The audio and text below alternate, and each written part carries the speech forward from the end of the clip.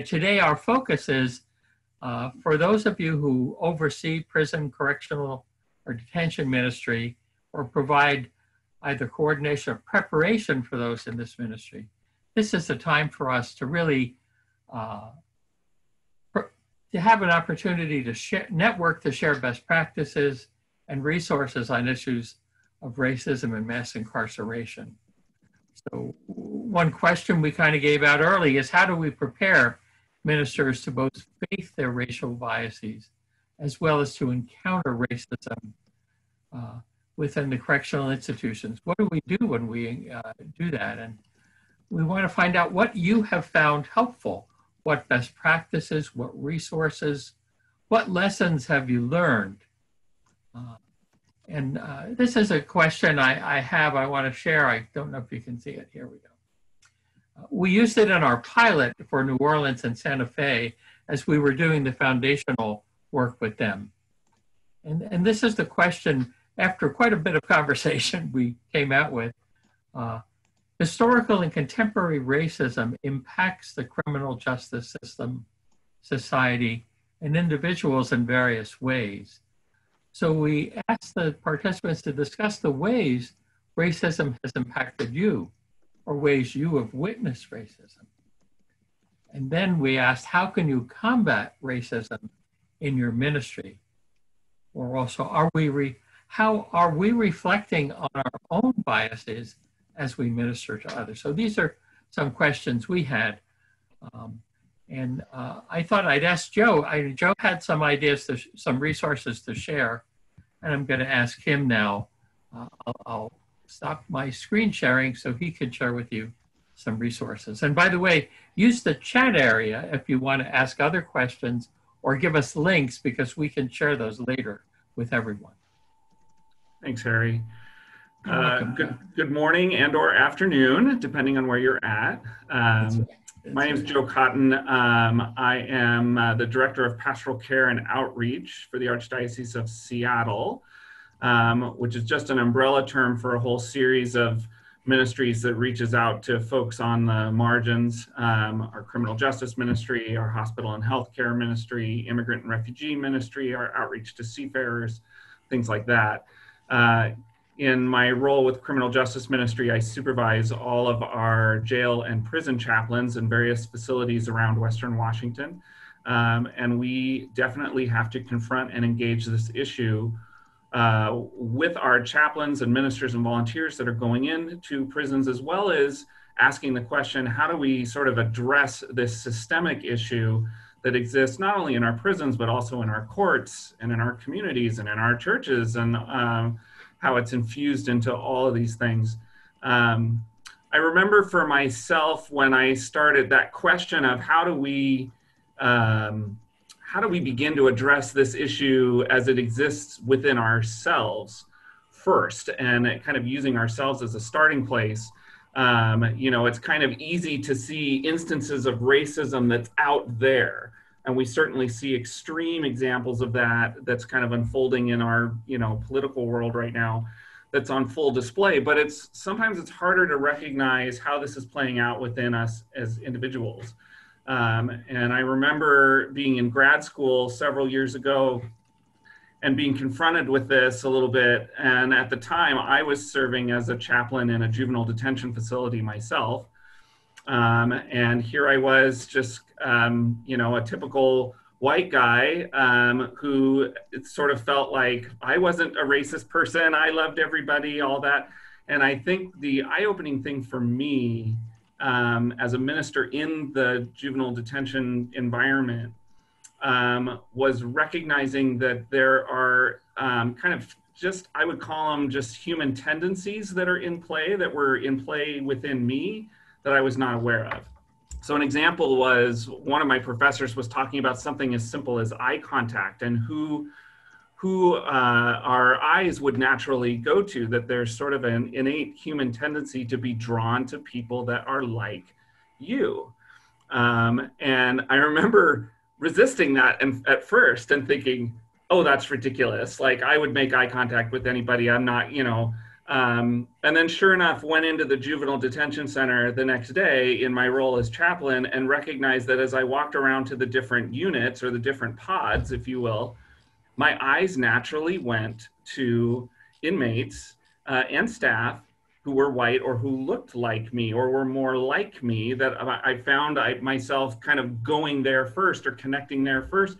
And it startled me in terms of like, oh my gosh, this does play out within me. This isn't just an out there thing that I get to opt out of and say, well, I'm not, you know. And again, it's not that I had an overt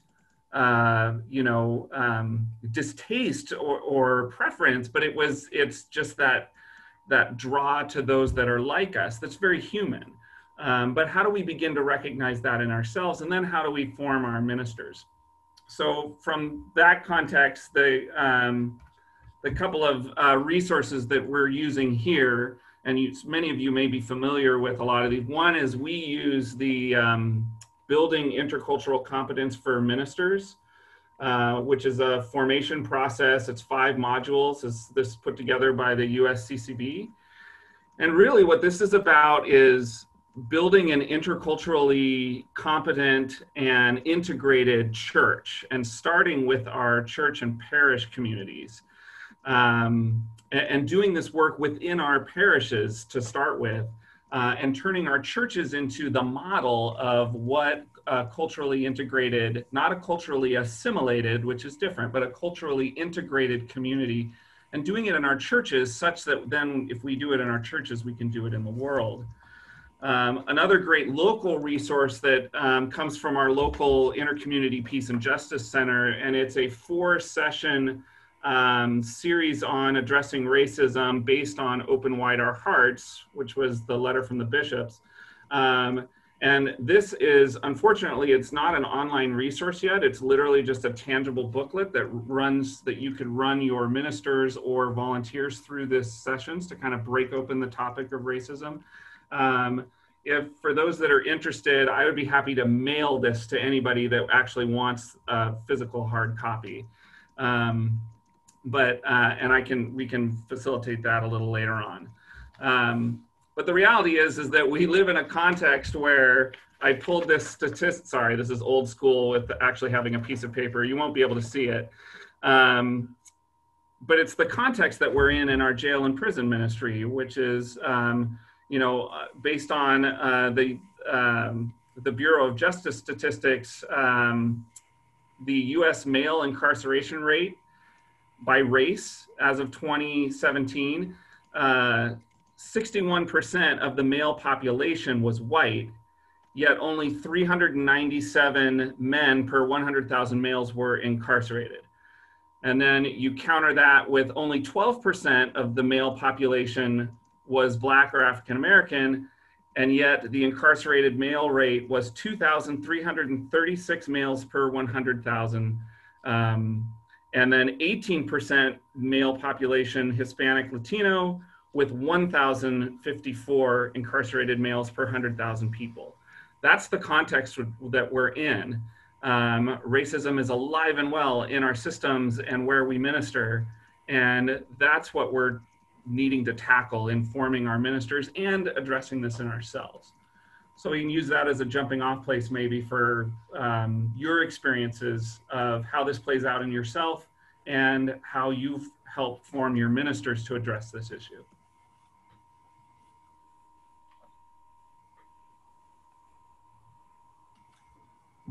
Anyone is welcome to unmute themselves and comment at this point, or write your comment in the chat for everyone to see. We're all getting used to this, I could tell.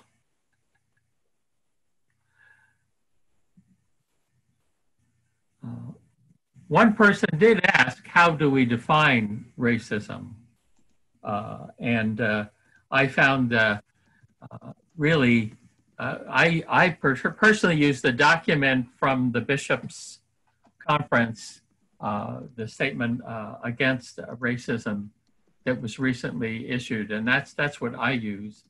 And it has to do with really whether anyone, whether because they belong to a race or a particular ethnic group would be treated differently and given less opportunity.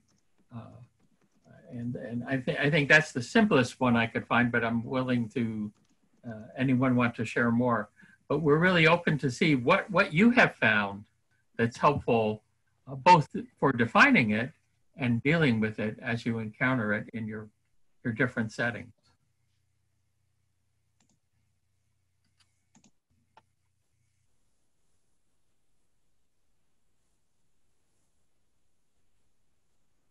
Everyone is being very quiet right now. Let's see. I don't think that you can use in-state as a definition of racism.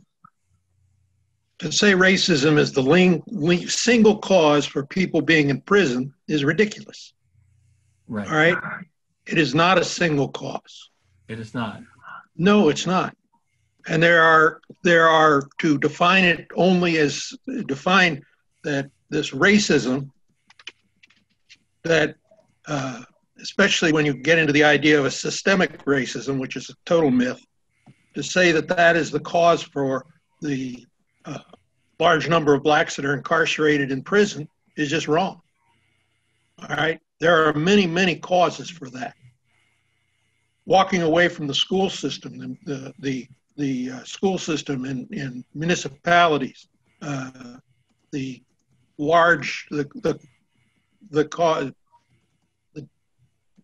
low rate of unified families. All right, so that you have a mother and a father in the family. Much more prevalent in the cause of incarceration than any type of racism. All right, if you want to attack the court system, attack it on the basis of the monetary disparity.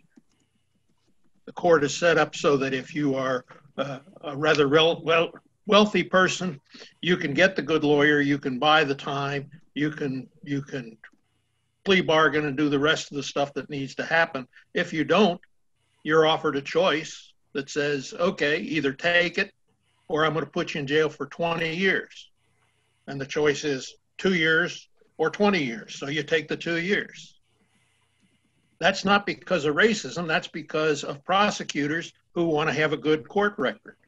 And the guy that they're prosecuting doesn't have a dime in his pocket. That's not racism. All right, the fact that you don't make eye contact with somebody, that's not racism. That's human nature. Racism is actively, consciously persecuting some other people because of their race. Okay, anyone else? Joan? I would like to respond to that. If there's no systemic racism in our police forces across the country, then why are there so many Black men in particular who report, and even in the Catholic Church, this has happened to bishops, Black priests, and so forth. They report, being pulled over, the racial profiling. It happens, innocently driving in the so-called wrong neighborhood, pulled over and stopped in malls. I have a friend who is Black and has had that experience. And I recently studied and wrote a paper for my a master's degree that I just completed at Loyola University about the effects of systemic racism on whole populations. And it does affect their ability to find work, their ability to advance themselves financially. It affects their education. And there's a sort of there's a collective trauma over 400 years now of having, been discriminated against. And this is something that they live with every single day. So I would have to respectfully disagree with you. Yeah, thank you.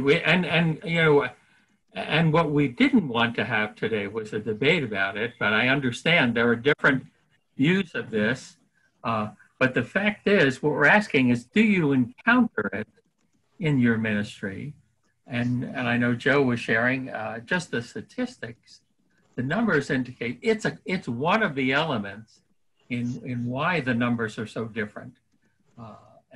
And when you talk about systems, there are many things that impact what leads people to be in jail. You're right. Hill, is it? And I just say HIL. So certainly finances are an issue. Certainly neighborhood, where you live affects whether or not you'll be in jail. But all of these things very much are systemic issues that have impacted the difference in the numbers of who you find when you enter the jails and prisons. So I think that's what we're focusing on. I think you need to get rid of systemic. Resources we found to be helpful in addressing that where we see it, helping us to understand what we bring when we encounter that, and trying to find the resources and lessons learned that we can all benefit from. But there's a further comment? Systemic has a specific meaning. No, It I would means like, that there's a system out there, a system that is designed and legally constituted to inflict racism on somebody. actually, it doesn't mean that. That's actually Yes, not, it does. if I could speak for a minute. Systemic isn't a system that's designed. It's an implicit and often unconscious, kind of like arteries in a body and veins. We're all kinds of little, and if I could finish speaking without you shaking your head, that would be wonderful. In what you said about racism, those who have written about, studied, especially people of color, talking about systemic racism, what the scholars and people who've dived into this topic deeply have been saying to us is that if racism is what you described only in terms of conscious, cruel, biased thoughts and actions towards other people, that's clearly something very ugly and sinful.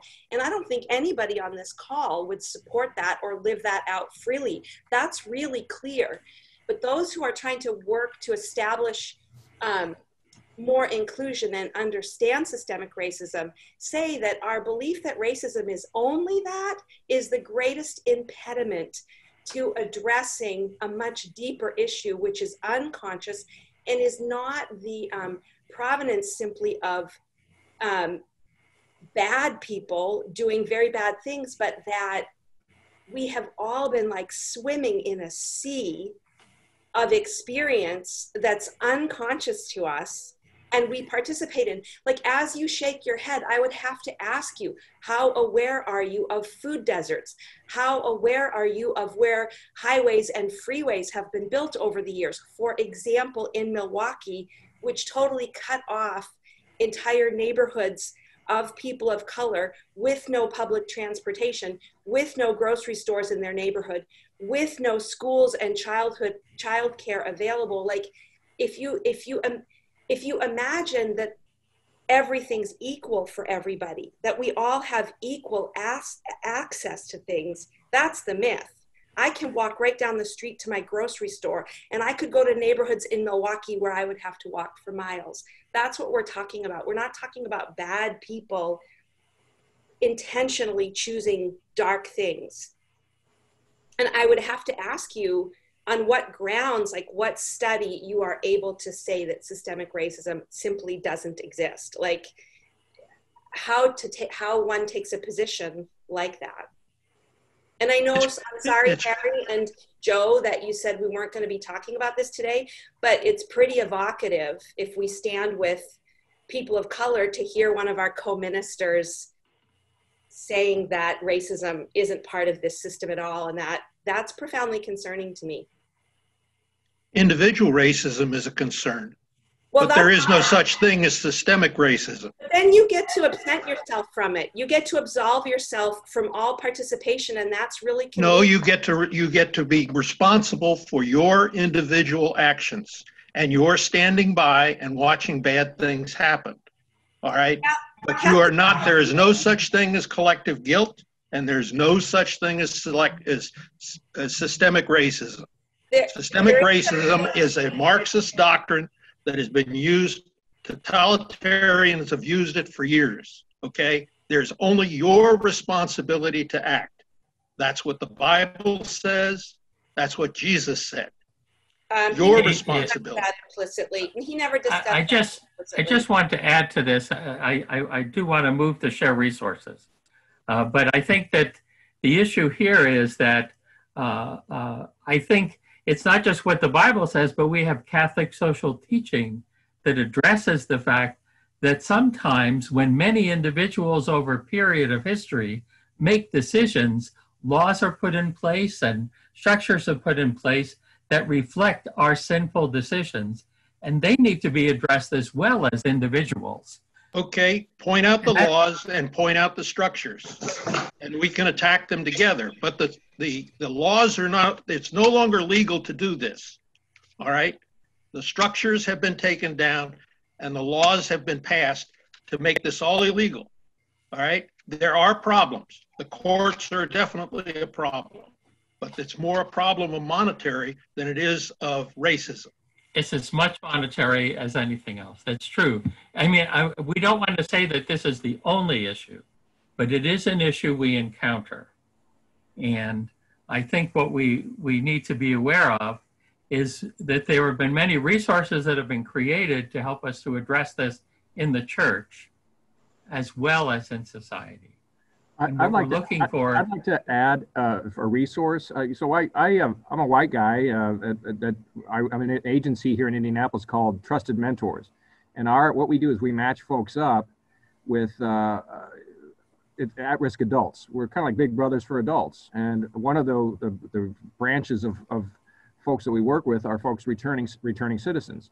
And so when I match somebody, particularly a white gentleman with a African-American gentleman, that white gentleman learns a lot about, if they truly get to know this individual. And so this is a good way. To me, at the end of the day, a lot of what needs to be done is just conversations, right? I mean, people need to talk to people and get to learn more about what's affecting the lives of individuals that they wouldn't normally talk to. I was a guy that when I rode down in the 20th and College area of our city, I used to lock my doors and roll my windows up, right? Now I'm in those in neighborhoods all the time, and I've changed because I've gotten to know literally thousands of people over these last 20 years and talked with people. So sharing a resource, one I can offer is again our mentoring agency, Trusted Mentors. Any mentoring agency nearby would be a good place to start for folks who are interested in trying to change their outlook or trying to get to better understand individuals. I appreciate that. Could you share that resource or a link to it in the chat room, please, Ed? Sure. I'd appreciate that very much. I guess I want to comment something if I can. This is Deacon Pablo. Absolutely. And I've been listening to you guys for quite a few minutes, and me coming from the city of Chicago and the inner city, living in the city of Chicago, and being also a chaplain in Cook County Jail, there is a problem with racism, whether we say systemic or whatever we put behind it. There is a problem there when it comes to Hispanics and Blacks, because every time I go into Cook County Jail, which population is about 8,000 currently right now, and it used to be a lot more than that, 60% of the men incarcerated are African American, and about almost 30% are Hispanic. And then the rest is white and other. So there is a problem. And I've experienced this in my own personal life, me growing up since I was a young man, constantly getting stopped by police officers. Even when I already was married, when I already was a deacon, got stopped the same day 3 times, me and my wife, for no reason whatsoever. So the system, it is somewhat sometimes racism against people of color, and people that have not experienced that will never understand how bad this system is when it comes to Black and Hispanic people. And sometimes I know that, like you say, sometimes people have to be held accountable. I agree with that, because sometimes people are incarcerated for things that they truly, crimes that they have committed, and they don't have to do with what color they are. It's just the crime and the lifestyle that they're living in that moment. But then there's other times that it's just the only crime of why people are incarcerated is because of the color. That's some of the cases. I'm not saying all the time, but I truly agree that we as Catholics, we have to be a lot better than this, and we cannot be divided in how we approach racism, because if we are divided and we don't agree, then we're never going to come to a conclusion where how we could fix this problem and how we could be part of the solution that is more than one answer and in one conversation. It takes a whole village to fix all these issues that we have. But we have to really look at it not only from your own personal perspective or from your own shoes.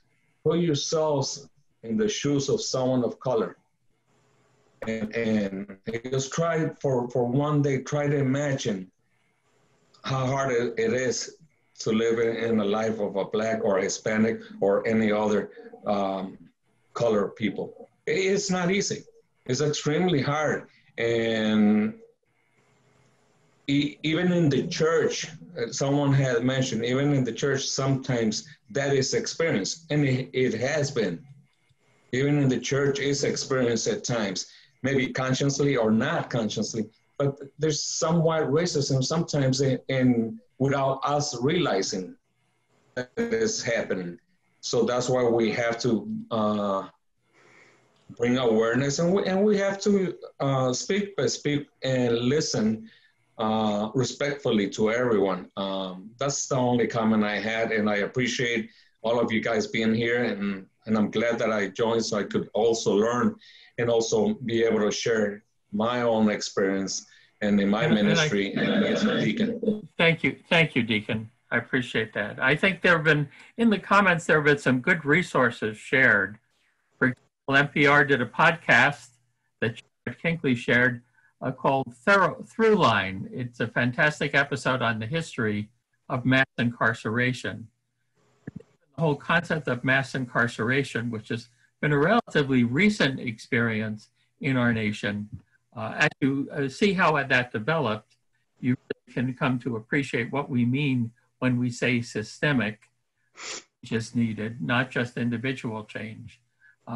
There was also a great book that someone mentioned, Conversations with a Black Man by Emmanuel Echo. There also is a podcast to witness to his views. Father Massengale also has offered deep insights on how to acknowledge one's own racism or prejudices in his essay that he did in National Catholic Reporter on assumptions of white privilege and what we can do about it. Another excellent book is The New Jim Crow, Mass Incarceration in the Age of Colorblindness. That's also a good resource. And the book Just Mercy, another good book.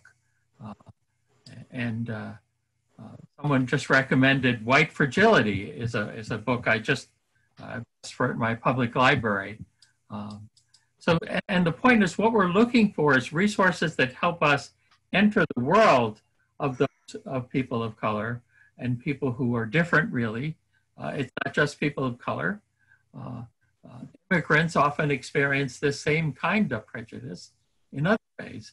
So I think what we need to find is what resources have we found that are helpful in preparing people. I know I had a whole list of them, and I'll be willing to share some I found as we put them together for participants in our pilot. But more importantly, we want to see what have you found that are helpful, so that we can begin to all have better access to resources to help us address what we do encounter. Anyone else want to share? Harry, Craig in Boston, can you hear me? Yes, I can perfectly. Thank you, Craig. Okay. Thanks very much for hosting the call. A call like this can always lead us in a number of different directions, and I think that's incredibly healthy and good for each of us. I became involved in prison ministry through the Order of Malta, and my wife and I are also responsible for a geographic area, Boston, New England. We invited recently Danielle Brown from the USCCB to a Zoom call, and she, in preparation for the call, as the moderator, I had to read Open Wide Our Hearts, because as the moderator, Harry, you have to be prepared. So it was an excellent exercise to read that and a couple of other supplementary documents. There's a 2-page summary of Open Wide Our Hearts. There's also a great study guide, which I think one of the initial speakers spoke about. The call ended up attracting the attention of our beloved Cardinal Archbishop Sean O'Malley, and he was on the call, and he opened up with prayer, he shared, he also spoke at the end. Danielle was excellent. She's committed, she's dedicated, she's sharp, she's well-informed, and she can invite everybody to look at this from a number of different angles. Near the end, Cardinal O'Malley spoke about how his own parents in Pittsburgh, when he was living there, were at the time active, ardent social justice warriors. And he said with a big smile on his face, I've never heard it before, that it prompted him, because he was out there with them, he joined the NAACP as a white Irish guy, age 15 years old. And he carries a love of better understanding this topic and advocacy with him. It was nice to see him open up from a special place. But the one thing I thought I would share with the group is we all come into this being formed in many different ways. We come into this to look at how we can bring this into the ministry that we're in, or those that are out on the front lines. I'm a full-time hospital chaplain. And what Danielle said was this was her recommendation, a young Black woman who heads up the staff side of the USCCB ad hoc committee. She said, you know what? Seek out people that might be different from yourself. And anybody on the call can define that further in a way that's comfortable for you. But what Danielle said is, seek out those people that are different from you. Deacon, it might be, I'm in a hospital where 60% of the patients are Hispanic speaking. They're from Dominican Republic, Puerto Rico. And so I'm in a very mixed kind of population every day. But Danielle said, seek out those who are different, engage them maybe in a way that you wouldn't have before, whether you did or you didn't notice them, unimportant. And if you're able and if you're comfortable, engage with them and their viewpoint about what their lived experiences have been. I've started to do that, and it has been wonderful for me to better understand one-on-one those things that others carry with them.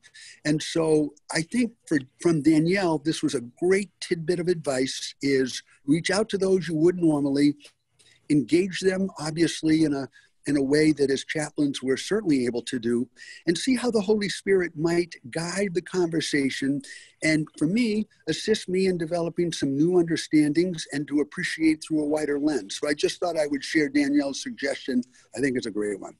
I appreciate it, Craig. In fact, we've been approaching her to be part of a team doing a presentation on racism. Yeah. She's wonderful. I worked with her at the conference. I retired from the conference 2 years ago, so I know her well. You couldn't find a better resource.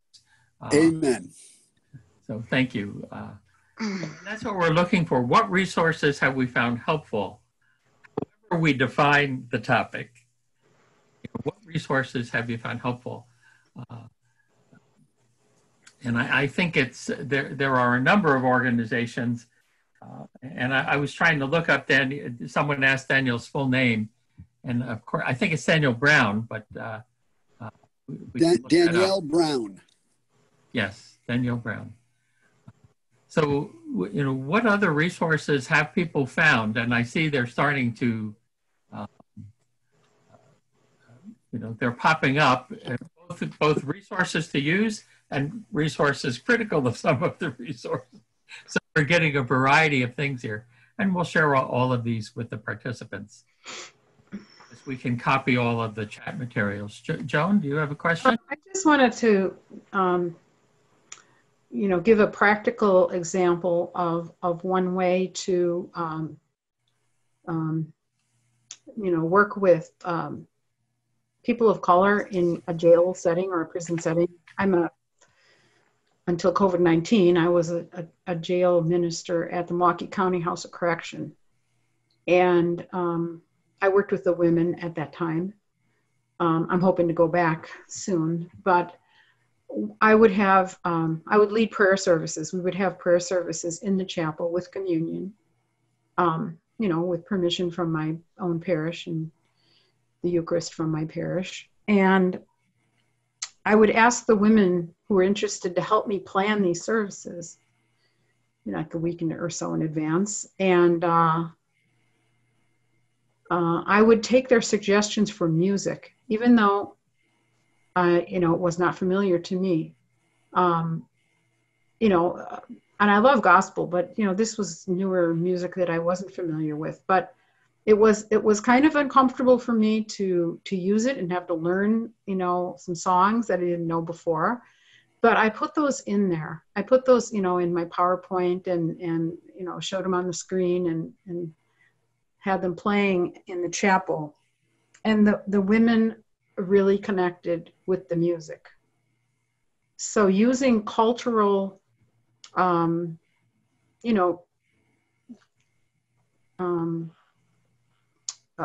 that relates to them culturally. Exactly. I think you speak well about this. I think one of the issues we all have to learn in doing this, I have a similar experience. I visit the local jail here in Lawrence County in Pennsylvania. And, I could, but not since March. But I think often it's giving one thing we do when we go to the prisons and jails is we try to be sure that we listen and give them a voice. We tell them often that what their experience is matters, what they care about matters, and that's one of the best ways to begin to overcome these differences. Listening to them, and saying that they matter. I know I constantly say when I'm in the jail that don't forget that society may have separated you, but you're still part of God's family. That's why we're here. We're here to be with you because God is here with you. And we're not here to bring God to you, but to see God in you and to acknowledge God's action in your life. And so I think those are the kinds of things we need to do. And what resources we can find that help us to do that are really what we hope that would be the primary part of this conversation. But I'm glad that there were disagreements because I think we have to acknowledge this is not an easy topic for us to deal with. And so we're going to have disagreement. We were rather shocked when we had the pilot. There was very strong disagreement over whether we should even talk about it. And so I think it's all right to have those disagreements, but it's also important that we seek the resources to help us get beyond those disagreements so that we can help and invite others to be part of this ministry. Because the fact is, they're going to experience these kinds of disagreements when they enter the jails and prisons and detention centers. They're going to, there will be people who say, why do you bother to come in, for example? Why are you wasting time with these people? You should be with nice people. You get those kinds of arguments. So we need to be ready to prepare our candidates And that's part of what we're trying to do. We have a number of resources that we can share with you from the pilot. And the thing is, we certainly, I think one of the best is the document by the bishops, Open Wide Our Hearts, because it really does a good summary of Catholic teaching regarding the issue of racism. We experience it in the church as well as in society. You know, I was a religious when I was younger, and I realized that often many of the Black members of the community were brothers because they wouldn't be accepted as candidates for the priesthood. You know, in fact, my son was named after, my oldest son is named after one of the members of the order I was in, who was one of the first Blacks to be ordained after 25 years as a brother, because we acknowledged the gifts that he brought to the order. So, you know, we all experience this in different ways. And I think the important thing is that we are surfacing resources you have found. You know, I want to remind you, we'll have other topics that we discuss in future listening sessions like this. But the key was to provide this opportunity for you to share what your questions are as well, so that we know that as we're preparing new workshops, we can see clearly we do need a workshop on the issue of racism, however we define it for this. We need to know from you, and maybe this is a good opportunity to do that. What topics do you think we definitely should be sure to cover for those preparing for this ministry on our webinars?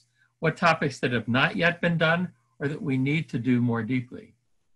So please, anyone who wants to share, I represent both the leadership team, but more importantly, my predominant work in this is for the formation committee in surfacing good presenters, as well as topics and resources for those who participate in our webinar. So what webinars do you think, in light of this conversation today, that we need to have, as well as others? So please, anyone, feel free to speak, unmute yourself and share, or put it in the comments.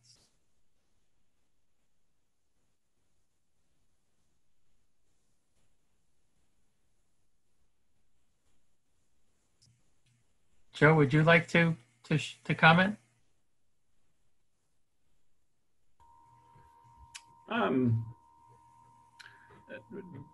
Nothing to add at the moment. I'm just kind of taking everything in. Yeah, I understand. I understand. Yeah, it's, you know, I have to share. After we did, this came up in our pilot, and this kind of debate came up in our pilot.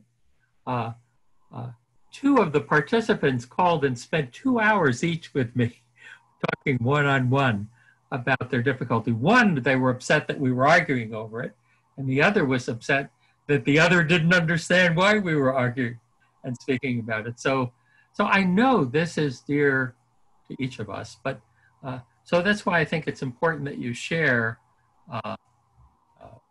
what your questions are and what topics you think we do need to address both in these town halls and in our formation. So I'm asking anyone here, and we have a very rich number of participants. And so your opinions as diocesan people and people who form others is very important to us. So please. One already suggested a session on suffering related to people of color in a cultural context. I do think, and this was brought up early on, and I really do agree in terms of the multiple issues in play, racism, of course, being one, but having, sessions or training related to the intersection of poverty and racism, and that was addressed, especially naming the court system around wealthy people get to experience the justice system differently. That was brought up, and that's so very true. And I think those two things are linked. And so being able to have training information around that link, or those, the nuances of those issues, I think I would find that very important and crucial. I tried to put that in the comments, so please tell me if I'm doing it correctly. We'll be going back to these. I'd be very interested in seeing what other topics others see.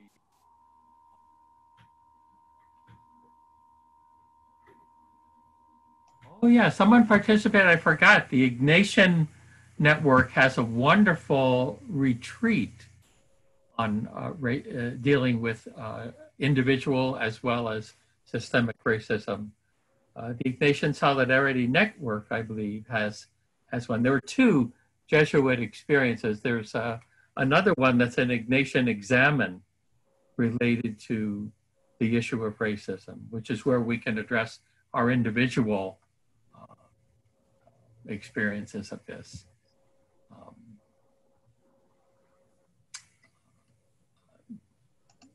Very good. I know if you, there's a film that I recently saw called The 13th, and it does address the relationship between mass incarceration and what is understood as racism and throughout our history in relation to the 13th Amendment. A very interesting documentary. It's a documentary. And I know when I saw it, it certainly opened my mind to look at things in a way I hadn't seen before. I echo that as an amazing documentary, particularly highlighting how mass incarceration got going and all of the multifaceted issues that led to where we are today. That was very helpful. So I echo that as well. Yeah, and the movie Just Mercy is another great movie to watch and discuss and share. I do believe Catholic Mobilizing Network did a wonderful study guide that accompanies that. I'd like to see a similar study guide for some of these other resources we mentioned. Oh, good. We are, thank you, Karen. She pointed out we are putting together a study guide for Just Mercy that will be coming out soon on our website. So please watch our website. And if you haven't signed up, please do. As a matter of fact, thank you, Daisy shared that 13th, the movie is the movie her team used to discuss racism and mass incarceration, because understanding the history is important. Thank you.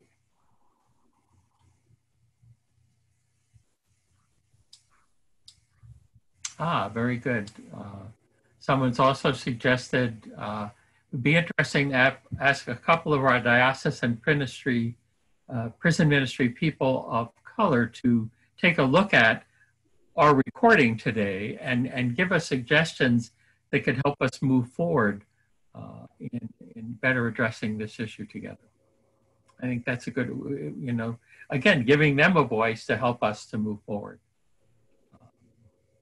Let's see, there's a new message.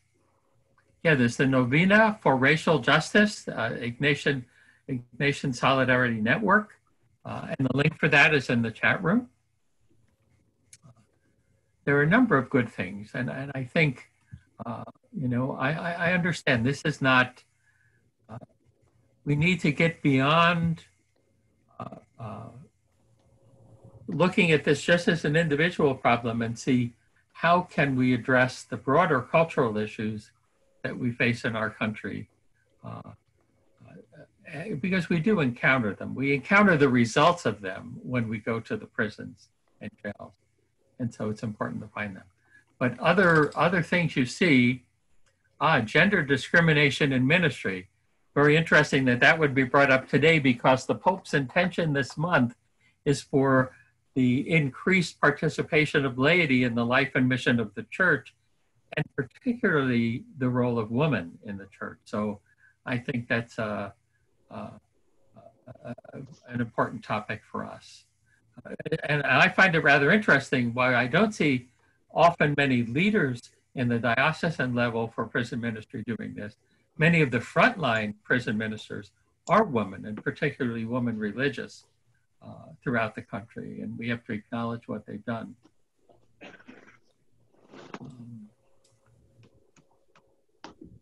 Okay, thank you. I think Gil did provide a resource for us to look at. I think I appreciate that because we really need to look at any resource that helps us to be sure we're addressing this with a gospel focus as opposed to a purely political focus. So I have no problem with that.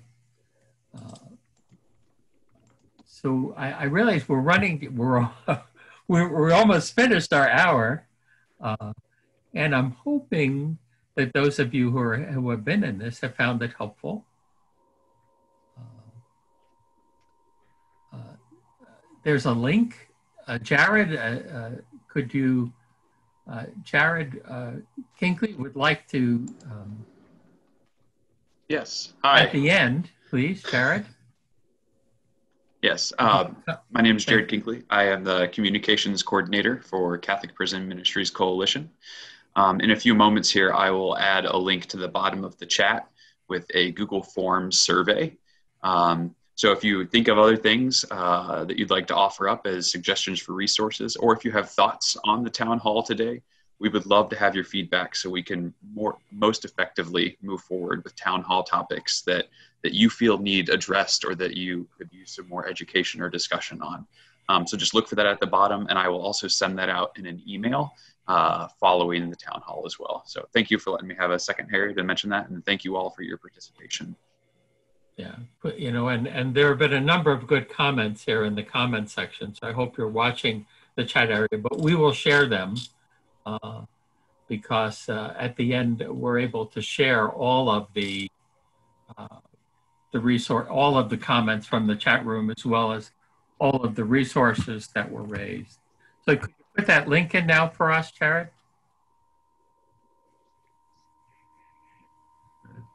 Okay. It's in the chat now. Oh, thank you. If you please follow that link, that will help us to help us to know what your input is, not only about this session, but what future things we should share and what our future topic should be. You know, we are going to eventually introduce other specific interest groups, as Karen mentioned earlier. There'll be a town hall for those involved in reentry ministry. And we're exploring now what we should do for those involved, particularly in juvenile detention ministry. So we're trying to seek the best resources and have you share with us. So I hope you found this informative, and I want to thank each and every one of you because being on the front line here in this little Lawrence County, PA, I know that it's difficult for us now not to be able to be where we want to be, and I hope we continue to find resourceful ways to get there to them. I'll just briefly share. I was able to convince the counselor in the jail to allow me to forward the reflection sheets I was doing with the prisoners to her, and she's able to distribute them even though I'm not there, and to send to me their questions as well as their intercessory needs for prayer. So, you know, whatever ways you find to get through the system and work with the system. Our parish has also asked if someone in the jail or prison staff who can go there every day can be trained to be a Eucharistic minister, so we can bring the Eucharist to them because they're already allowed to be there. So we're exploring that with our warden now. So I encourage you all to share any things you have found to help us get around to those things. Yeah, Karen has shared a number of things coming up. The Town Hall for Returning Citizens, October 15th at 1 p.m. Eastern Time. Our next seminar is going to be Bishop Cahill and Dr. Catherine Geddick-Soltis on the culture of life in prison ministry in this life month for respect for life. That's a good topic for us. And there'll be other things. So please watch your emails and watch for messages from us and sign up if you haven't so we can keep you updated on what we find. I want to thank each and every one of you for your participation. And I look forward to future conversations with you and know that I pray for you each daily Yes, I know how hard it is for us to love this work and not be able to do it in the way we're accustomed. So, you know, certainly God bless you one and all, and thank you for your participation. Thank you, everybody. Many blessings to each of you. Take care. Many blessings. Peace. Bye-bye.